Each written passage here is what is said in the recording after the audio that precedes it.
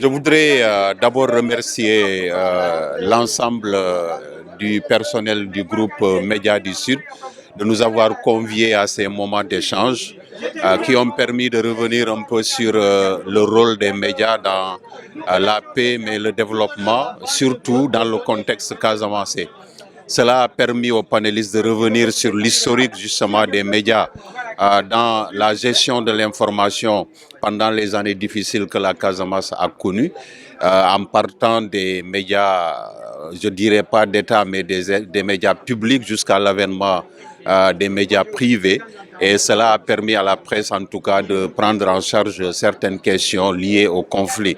Aujourd'hui, donc, c'est un autre groupe qui vient continuer ce travail à travers l'image et le son, puisque c'est une télé qui va être lancée, qui permettra sans doute de prendre en charge les questions liées surtout à cette période et ce contexte post-conflit. Bien sûr, on ne peut pas dire qu'il y a une paix définitive, totale en Casamance, puisqu'il y a encore beaucoup de choses à régler. Le processus est à parachever.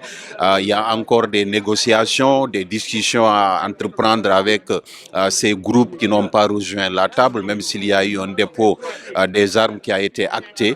Il y a encore des groupes qui sont réticents, mais c'est un processus. Il faut se donner le temps d'aller vers ces groupes, de leur parler in fine, de décrocher cette paix que nous souhaitons tous. Mais il y a d'autres questions qui sont dans la périphérie du processus ou bien qui sont même intégrées au processus. C'est le retour des personnes réfugiées déplacées. C'est l'ancienne question du déminage de la Casamance, mais de la relance de l'économie, puisque on l'a rappelé, à cause de la presse, à un moment donné, les investisseurs ont fui, puisque la région a été diabolisée de par les informations et le sensationnel dans lequel s'étaient inscrits certains organes de presse, même s'il y en a qui ont su rectifier en ayant un sens du devoir et de la responsabilité.